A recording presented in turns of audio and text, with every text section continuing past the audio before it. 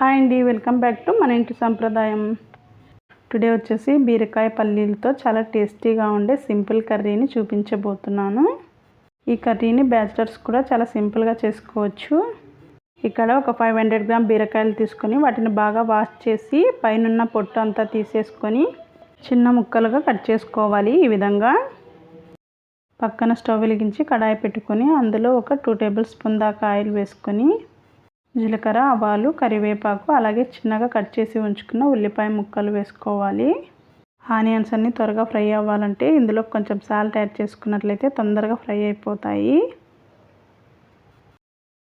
ఈ ఆనియన్స్ అన్నీ కొంచెం ఫ్రై అయిన తర్వాత ఇందులోకి 1 టేబుల్ స్పూన్ పసుపు, అలాగే 1 టేబుల్ స్పూన్ కారం వేసి బాగా మిక్స్ అయ్యేలాగా కలుపుకోవాలి.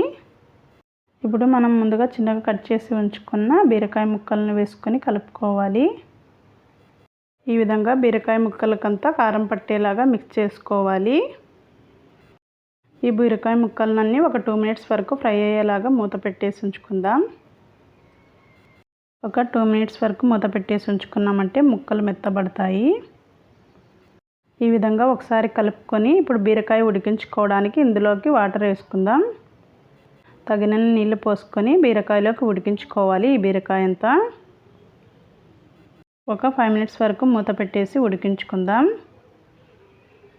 ఈ విధంగా ఉడికించుకున్న తర్వాత ఒకసారి కలుపుకొని మరి ఒక 2 మినిట్స్ మూత పెట్టేసుకొని ఉడికించుకుందాం. అంతలోపు ఇందులోకి మసాలా ప్రిపేర్ చేసుకోవాలి. ఒక మిక్సీ జార్ తీసుకొని అందులోకి ఒక 4 టేబుల్ స్పూన్ దాకా పల్లీలు వేసుకోవాలి. అలాగే ఒక 2 టేబుల్ స్పూన్ దాకా ధనియాలు వేసుకొని 4-5 లవంగ ముగ్గలు వేసుకొని మిక్సీ పట్టుకోవాలి.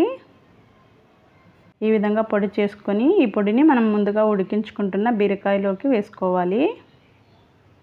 బీరకాయ అంతా ఉడికిపోయింది. ఇప్పుడు ఇందులోకి పల్లీలు, ధనియాల పొడి మిక్సీ పట్టుకున్నాం కదా, ఆ పొడినంతా ఇందులోకి వేసుకోవాలి. ఈ విధంగా వేసుకొని బాగా మిక్స్ అయ్యేలాగా కలుపుకోవాలి. అలాగే ఇందులోకి కొంచెం వాటర్ యాడ్ చేసుకోవాలి. ఎందుకంటే పల్లీల పొడి వేసాం కదా, మరి చిక్కగా అవుతుంది. అందుకోసం కొంచెం వాటర్ వేసుకొని ఒక 2 మినిట్స్ వరకు ఉడికించుకుందాం. పల్లీలు పచ్చివాసన అంతా పోయే వరకు.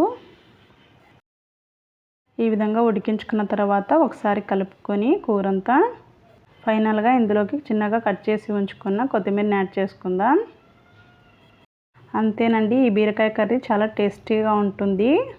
రోటీ, చపాతీ, రైస్లోకి చాలా టేస్టీగా ఉంటుంది. ఒకసారి ట్రై చేయండి. ఈ సింపుల్ రెసిపీని బిగినర్స్ ఎవరైనా చాలా ఈజీగా చేసేసుకోవచ్చు. ఎక్కువ ఇంగ్రీడియంట్స్ కూడా అవసరం లేదు.